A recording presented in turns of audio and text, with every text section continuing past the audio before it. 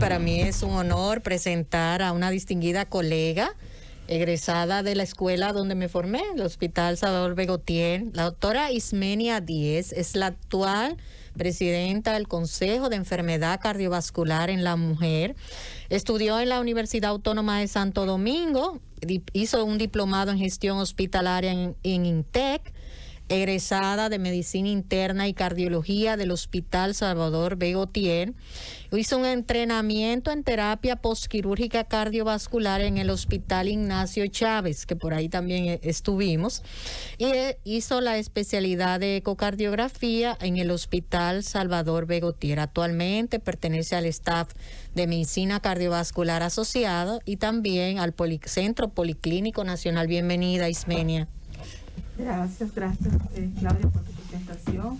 Agradezco la acogida de los doctores acá en cabina, la doctora Iliana, el doctor Pablo, por esta invitación a este prestigioso espacio.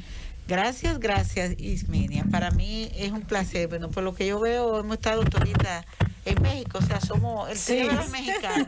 Entrenada por allá. Estuvo en España, fue, ¿no? Sí. Bien, Ismenia, tú eres presidenta del capítulo de la Sociedad Dominicana de Cardiología de Enfermedad Cardiovascular de la Mujer. ¿Qué es eso? ¿Por qué se crea ese capítulo? Y si realmente la salud cardiovascular de la mujer es diferente a la del hombre. Bien. Porque no he visto capítulos de enfermedad cardiovascular en el hombre, en la neurología, ¿verdad que no? Interesante, Iliana, esa pregunta. Primero, el capítulo de enfermedad cardiovascular en la mujer se crea como un capítulo de apoyo y alerta a la Asociación Americana del Corazón, donde a través del tiempo, en los últimos 20 años más que todavía, se viene hablando y verificando que en los estudios clínicos de investigación carecen estudios donde se vea la proporción de mujeres y hombres en la investigación. Es la inclusión de esos estudios clínicos donde se determinan terapias médicas para las mujeres y que se establecen esos factores de riesgo, su incidencia, su presencia y la proporción en que pueden generar afectación cardiovascular en la mujer. O sea, tú nos dices que incluyen menos mujeres históricamente en estudios científicos cardiovasculares que los hombres. Así es. Pero ya ha mejorado, va mejorando, definitivamente. Concientizando. Antes ya definitivamente nos hemos empoderado hasta en ser miembros, participar en los estudios clínicos. Así es. Claro. Entonces se vio esa necesidad de que se necesita que se conozca el nivel de afectación que tienen los factores de riesgo tradicionales sobre la salud de la mujer, para que entonces se puedan generar políticas públicas, estudios de inclusión que faciliten el manejo y la atención a estas enfermedades cardiovasculares. Entonces, todos esos factores de riesgo tradicionales, tanto la hipertensión, diabetes, dislipidemia, etcétera, afectan tanto al hombre como a la mujer. Pero aparte de eso, las mujeres tienen factores de riesgos que son inherentes a ella misma, al hecho de ser mujer, que solo se presentan en las mujeres. Y es por eso que las diferentes sociedades internacionales han creado en sus instituciones un capítulo que se dedica a la investigación, a la promoción del cuidado de las enfermedades cardiovasculares en la mujer. Bien. ¿Qué hay de cierto que las enfermedades cardiovasculares en las mujeres es más mortal que en los hombres? ¿Y por qué? Sí. ¿Es cierto eso? Sí, tiene cierta relación y relevancia de forma importante. Hay que establecer que hay una diferencia en relación a la expresión de las enfermedades cardiovasculares en la mujer con relación a la edad. Y se trata de que en los años de vida, más o menos hasta los 55 años, que es donde se establece la menopausia, la mujer tiene cierta protección en el desarrollo de las enfermedades cardiovasculares que le confieren los estrógenos. Esos estrógenos actúan de forma importante sobre el endotelio de los vasos sanguíneos de los pacientes y facilitan que haya mejor vasodilatación, mejor control de los lípidos. Pero después de esa edad, esos factores de riesgo tienden a desarrollarse de una forma mucho más agresiva en la mujer que en los hombres. Y además de eso, se suma el hecho de que la repercusión principal de esos factores de riesgo sobre el corazón es sobre las arterias coronarias. Y específicamente las mujeres tienen arterias coronarias menos desarrolladas, más pequeñas que los hombres, y la severidad de la enfermedad en ellas suele ser peor. Y eso entonces las pone en un nivel de riesgo superior a los hombres cuando desarrollan estas enfermedades cardiovasculares, sobre todo la presencia de infarto agudo del miocardio y su peor consecuencia, la insuficiencia cardíaca, que es la que convive la gente, o finalmente la muerte. Sí. Y basado en esto, ¿desde qué edad, Ismenia, debiera la mujer hacer prevención? O sea, ¿debemos esperar allá una adolescencia o adultez o debiera ser aún más temprano, aunque tenga una aparición tardía? Sí, mira, hay que hacer una prevención temprano. Ustedes saben que desde niña, lo que es el seguimiento desde el punto de vista pediátrico, la pubertad en las mujeres, pero ya esta mujer que depende de ella misma, su seguimiento desde temprana edad, una mujer sexualmente activa debe hacerse un chequeo cardiovascular, sobre todo esas mujeres que esperan o están pendientes de que se van a embarazar, sobre todo para poder verificar qué factores de riesgo ella tiene, que durante el embarazo podrían empeorar su condición de gestación o pudiesen desarrollar algún tipo de evento cardiovascular durante el embarazo en ella. Es decir, mientras más temprano una mujer empieza a chequearse, es mejor, porque temprano se detectan esos factores de riesgo que ella tiene para el desarrollo de enfermedad cardiovascular que pueden estar presentes en ella, que no necesariamente son esos factores de riesgo tradicionales, como el hecho de ser hipertensa o ser diabética, sino otros factores que pueden estar. ¿Y la menarquia temprana tiene que ver? Sí. O sea, el tener el periodo menstrual, para que entienda la población, Sí. a los 9, 10 años. Sí, porque se trata de una condición hormonal en lo que pone a las niñas en una condición de pubertad precoz. Y esa pubertad precoz es importante investigarla. Muchas veces pasa, sobre todo en el grupo poblacional, en las personas de raza negra, suelen tener una mayor propensión a tener pubertad precoz. Pero esa pubertad precoz puede pasar como algo idiopático, que no se conoce exactamente la causa, pero puede estar relacionada a múltiples condiciones hormonales e incluso neurológicas, sobre todo de la base del cráneo, la pituitaria, la prolactina, etcétera, que pueden traer otras condiciones sobre la salud de las jóvenes. Y hay factores que son más agresivos en la mujer que en el hombre, como por ejemplo se menciona el fumar. ¿Es cierto eso? Así es. ¿Con relación al alcohol? Sí, así es. El tabaco afecta de forma significativa el sistema vascular de las mujeres, y si están tomando anticonceptivos orales, es como si estuviésemos encendiendo una bomba de tiempo. ¿Por qué los anticonceptivos?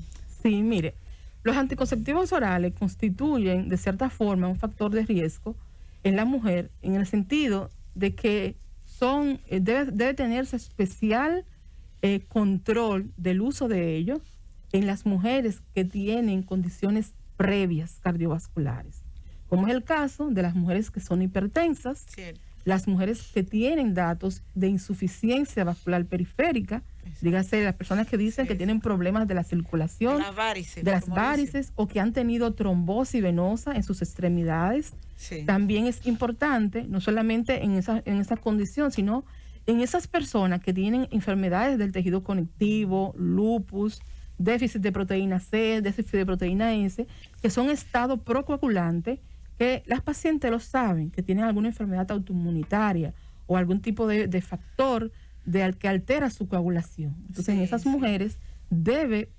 ponderarse muy bien el uso de anticonceptivos orales. Sí, porque sabemos que los anticonceptivos son procoagulantes.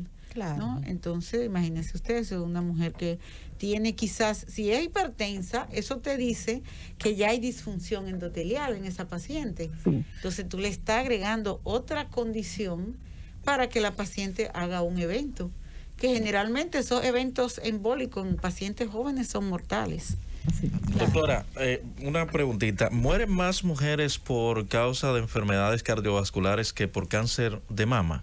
Sí, señor. ¿Y no se debería hacer entonces una campaña igual o más masiva para prevenir esas enfermedades cardiovasculares, al igual que se hace por el cáncer de mama?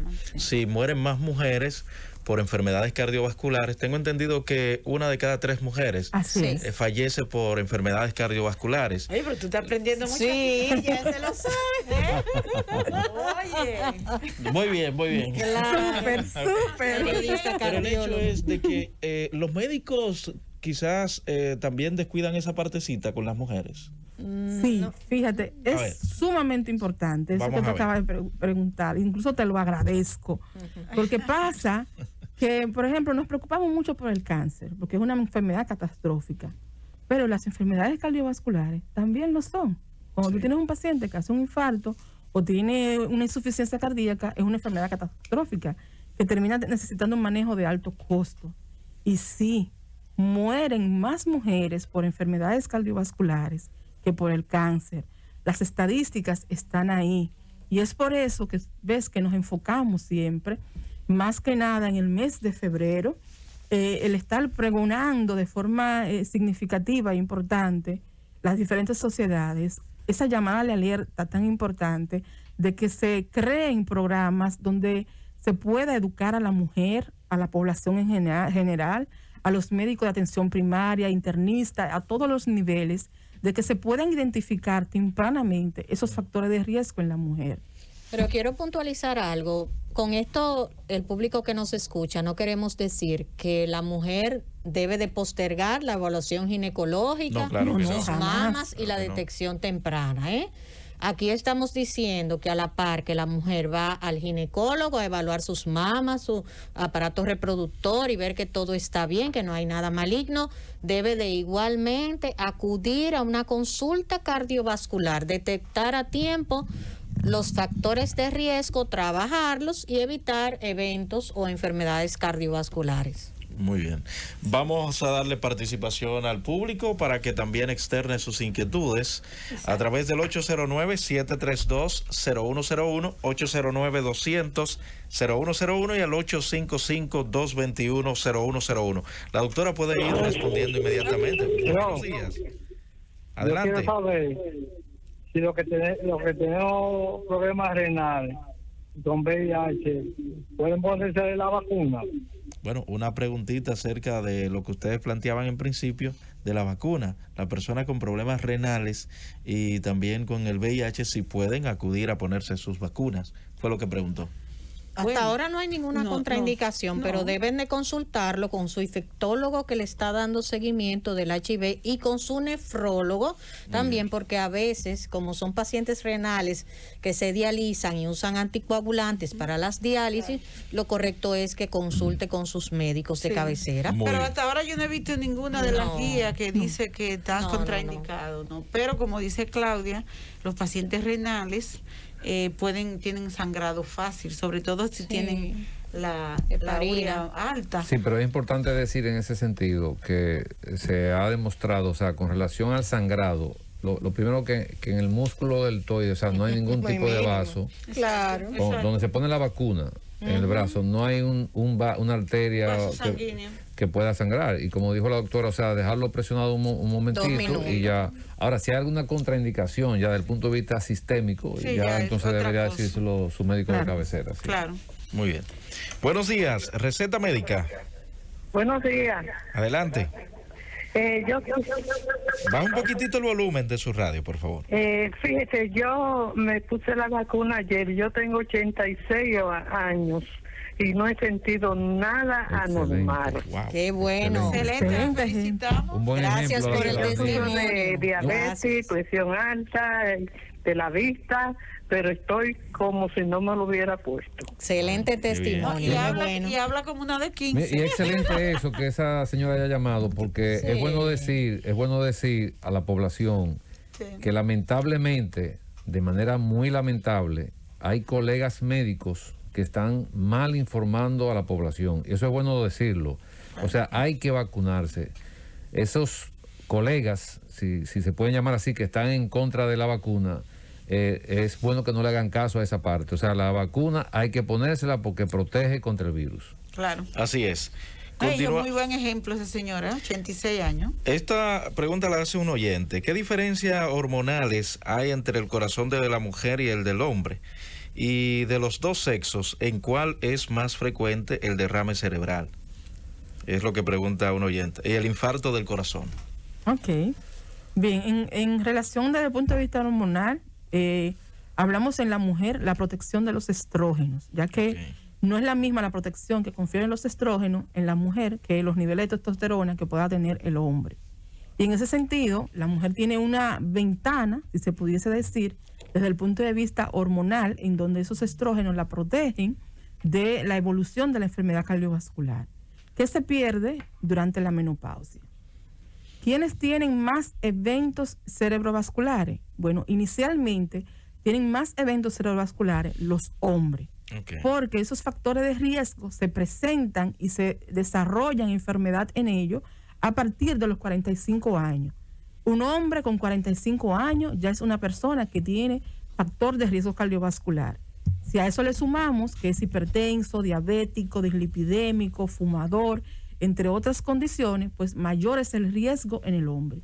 Y por tanto, la incidencia y la frecuencia de los eventos cerebrovasculares e infartos son mayores en el hombre a esa edad.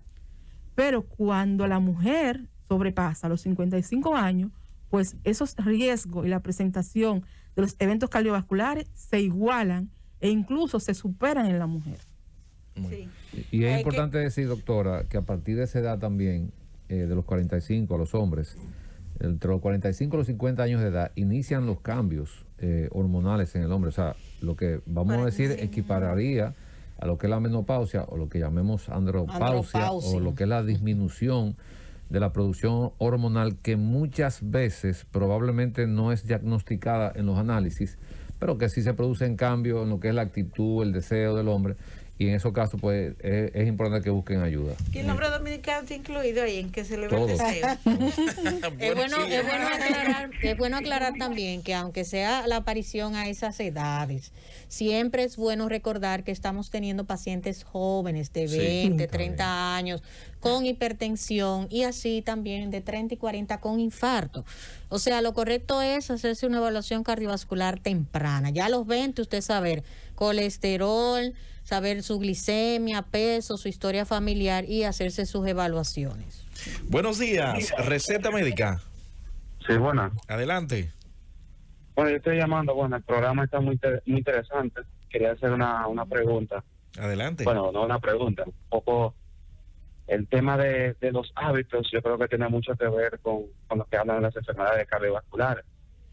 Nosotros en general estamos llevando aquí en el país unos hábitos de alimentación muy inadecuados, el sedentarismo y esas cosas. Yo creo que son factores importantes a tomar en cuenta. Y el tema de la población, que tenemos casi un 60% con personas en sobrepeso o en algún grado de obesidad. Así es. Sí, eso es así. Sí, se sabe la data. Sí. No, parece Gracias, que la gracias. Ha seguido el programa. Las encuestas que ha hecho la sociedad. Buenos días, receta médica. Sí, buenos días. Adelante. Yo quiero saber cuáles son más o menos los primeros estudios que hay que hacerse cardiovasculares para uno sentir que uno está dentro de unos parámetros correctos.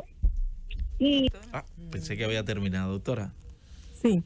Bien, los estudios que usted debe hacerse un hemograma, establecer el perfil de lípidos que usted tiene, colesterol total, HDL, triglicéridos, y ya su médico puede determinar, si necesita determinar otras partículas de colesterol, que va a determinarlo en su exploración. La glucosa en sangre es importante determinarlo, hacerle pruebas de función renal, creatinina, BUN y examen general de orina. Son las pruebas básicas. Adicional a ello, un perfil de tiroides, donde le harían las pruebas hormonales del funcionamiento de la glándula tiroides. Esas son las pruebas básicas que uno suele indicar. Análisis. Pero los análisis, como decimos generalmente. Pero su médico, en su historial clínico, va a establecer si usted necesita otros estudios adicionales para hacerse. También solemos recomendar la realización de un electrocardiograma, un ecocardiograma, radiografía de tórax, que nos va a permitir evaluar de forma importante los pulmones, los grandes vasos, hacerle una sonografía abdominal donde nos permite evaluar su hígado, sus riñones, esos órganos abdominales de una forma general. En el caso que se necesiten pruebas adicionales, todo va a depender y lo va a recomendar su médico luego de que le haga un historial clínico y un examen físico, de acuerdo a sus necesidades básicas. Es lo que equivale a lo que se ha llamado aquí el chequeo ejecutivo, ¿no? Así es. Que incluye la prueba de esfuerzo. Todo Sí, sí. eso también, la prueba de La esfuerzo. prueba de esfuerzo. Pero ya la prueba de esfuerzo ya Sí, uno un que poquito no es Más adelante. más selectivo. Doctor, tú una sabes. pregunta. ¿Y cada qué tiempo debe una persona hacerse esas evaluaciones? Porque muchas veces el paciente llega y dice, por ejemplo, yo me hice análisis hace un año, pero, o sea, ¿cada qué tiempo debe una persona para hacerse una evaluación cardíaca hacerse los análisis o las pruebas que usted Eso va a depender, esas pruebas, el médico le va a determinar al paciente lo que es un score de riesgo cardiovascular. Entonces, dependiendo de ese score de riesgo, si el paciente es un paciente de bajo riesgo, de riesgo intermedio o alto riesgo, entonces le va a decidir realizar esos estudios de acuerdo a la necesidad del paciente, o sea, realizando una individualización. Generalmente es recomendable hacerlo por lo menos cada año. Es probable que al paciente su médico le diga, no, yo te voy a repetir esos estudios en 2 años, o tan cercano como a 8 semanas, que son 2 meses, sobre todo en los casos donde el paciente tiene alteraciones importantes que se necesita tomar algún tipo de medidas. Entonces le decimos, por ejemplo, en el caso de los lípidos, la glucemia, establecemos un programa con el paciente de modificación de su estilo de vida. Entonces le decimos, mira, en 8 semanas, que son 2 meses, te vamos a repetir otra vez la prueba de la glucosa, los colesteroles, y dependiendo de eso, decidimos si pasamos al siguiente escalón, que sería iniciarte terapia farmacológica. Entonces todo va a depender del paciente, siempre prima la individualización, pero generalmente 1 año, ese es más o menos el estándar para darse seguimiento. Muy bien. Buenos días, receta médica. Buenos días. Adelante. Una pregunta y una sugerencia. Oye bien, si yo tengo gripe y me duele la garganta, ¿yo puedo vacunarme? No, claro que no. Con infección viral activa no se puede vacunar hasta que pase. Claro Ahí que está. no. La sugerencia es esta. Aquí en Villaragua, en el municipio de Villaragua, los viejitos de 80 y 90 años andan rondando a las 6 de la mañana y no a las 6 de la mañana no aparece ticket ya. A las 6 de la mañana no hay ticket aquí en Villaragua. Bueno, ellos irán estableciendo la logística en cada sitio, ¿no? Lo importante es que tenemos aquí la vacuna y que estamos iniciando, y quizás por eso ha habido problemas, ¿no? Con la logística. Con la logística, La logística. Pero lo importante es que tenemos aquí la vacuna. Va mejorando. Que ya se iniciaron las fases. Buenos días, receta médica. Sí, buenos días. Adelante. Doctora, yo vivo en Jarabacoa, yo pedaleo en la montaña, como sano, no como demasiado, y no he podido bajar de 198 libras. Una sugerencia, por favor. Doctora Díaz. Bien. Bueno, es importante lo que usted dice, que pedalea, que hace ejercicios cardiovasculares, pero es bueno que usted se acerque a una consulta donde usted se haga un registro de su estilo de vida, de su alimentación, cuál es la proporción de las calorías que usted está consumiendo y si tiene alguna otra condición que se requiera tratar para ayudarlo a perder el peso. Sí. Puede definitivamente acercarse a un médico para poder establecer su riesgo y qué condiciones son las que están favoreciendo que usted se mantenga en ese peso a pesar de estar realizando ejercicios. Y el perfil metabólico, porque a veces, sobre todo nosotras las mujeres, a la edad de la menopausia, en ocasiones nos estancamos en un peso y es porque el metabolismo se enlentece. Hay que acercarse a un endocrinólogo, un nutriólogo, que vea el perfil tiroideo también y que vea si está en la andropausia o en la menopausia, que quizá eso no le ayuda a pesar del ejercicio y supuesta dieta que él dice, porque hay gente que dice yo como sano, pero cuando van a un nutriólogo definitivamente no es tan sano y como decía la doctora, la cantidad de calorías quizá no le corresponde. Sobre todo la cantidad, porque hay que ver la cantidad que él la cantidad. No, y lo que dice Claudia es importante porque, ¿qué pasa? La mayoría de las personas seguimos consumiendo la misma cantidad de los alimentos que consumíamos hace 15 o 20 años. Y como el metabolismo no es igual. Entonces, probablemente usted necesita la orientación de un nutricionista para que pueda ayudarlo a bajar de peso. Yo creo que lo mejor es irse donde el experto, llámese endocrinólogo o nutriólogo, que son los que saben de eso. Exacto. ¿no? Claro. Buenos días, receta médica. Buen día. Adelante. Sí, doctora, pero yo soy una persona de 42 años. Yo he abusado un poquito del alcohol y yo he bajado un poco, pero estoy tomando mucho menos. Pero la alimentación también no ha sido tan buena que digamos, porque sea alto en grasa. No soy una persona obesa, gracias a Dios, pero sí me siento con mucho cansancio y ya estoy sintiendo algunos problemas estomacales. ¿Qué te me recomienda? Ese hay que ver si no tiene la barriguita cervecera, porque a veces dicen que está en un peso adecuado y tiene la barriguita cervecera. Sí, eso es algo que a veces decimos, con el peso y todo eso. Mira, tú que has reconocido un poquito el efecto del alcohol, el uso del alcohol, si me dices que te estás fatigando y todas esas cosas a tu edad, es importante que te hagas un chequeo, porque existe una condición que se llama miocardiopatía por alcohol, que puede desarrollar en personas jóvenes insuficiencia cardíaca, independientemente de que esa persona tenga o no otros factores de riesgos cardiovasculares. Entonces, si se está pasando eso, yo creo que es el momento, ya que tú lo reconoces, que te acerques a un médico donde te puedan establecer tu historial clínico, te hagan las pruebas del lugar y que al final efectivamente no tengas nada, que simplemente tengas que modificar tu estilo de vida. Pero el hecho de que tú realmente entiendas que eres un consumidor importante de alcohol, se investigue ese aspecto en tu estilo de vida y tu condición cardiovascular. Yo creo que eso es muy importante que lo reconozca, ¿no? Sí. Porque eso implica que si esa es la causa, él va a tratar de cambiar, ¿no? Porque él reconoce que él parece que él le pega duro a la botella. Buenos días. Baja un poquitito el volumen de su radio, por favor. Buenos días. Ahora que estás hablando sobre el volumen y los pesos, yo tengo un sistema que yo hago ejercicio. Siento que baja volumen porque veo las piernas que se me reducen, lo dan los chichos, pero el peso no baja. Hable más alto. El volumen alto. baja, pero el peso no. ¿Qué se puede hacer de ver esto? Escucho por la radio.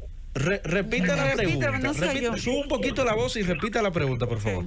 La pregunta es, ¿a qué se debe que yo hago ejercicio y yo bajo volumen? Porque lo veo en las piernas, en los costados, que se dan los chichos.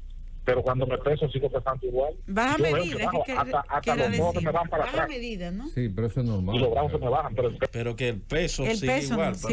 Lo que pasa es que él gana masa muscular y pierde tejido graso. Es normal con una persona hace ejercicio que baje de medida, aunque no baje de peso. Lo importante aquí es que él tenga más masa muscular que tejido graso, que es el que hace daño realmente. No sé si la doctora... Sí, no, definitivamente, así mismo es, doctor.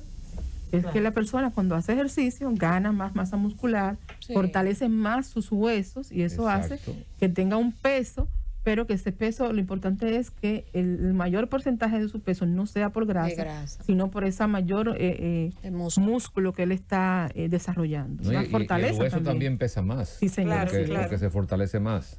Cierto.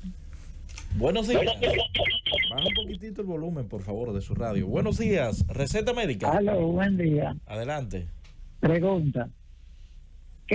Yo quiero saber qué relación existe entre los riñones y el corazón. Porque yo tengo marcapaso y tengo un cálculo en el riñón izquierdo.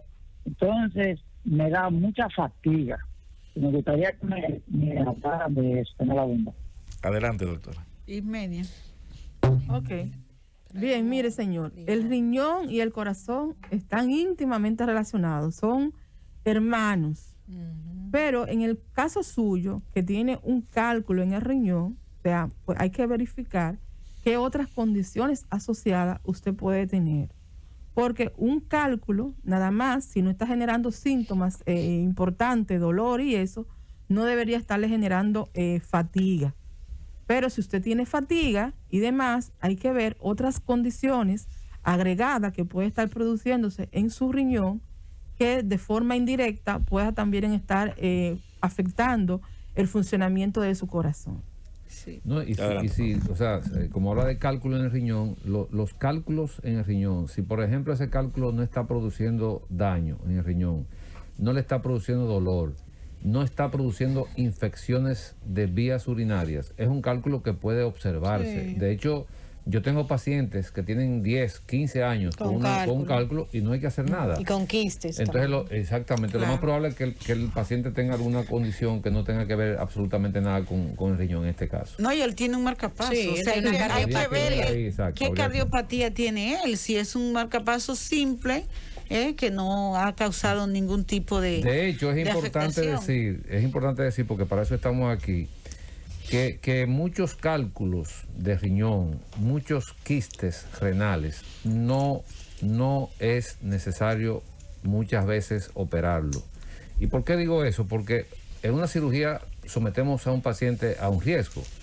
Entonces yo siempre le exhorto a los pacientes que siempre busquen una segunda opinión. Estamos en una época donde está la globalización y es bueno que los pacientes siempre busquen una segunda opinión cuando tengan un problema de este tipo.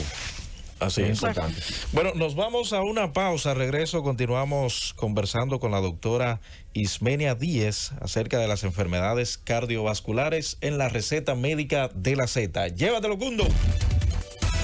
La receta médica de la Z.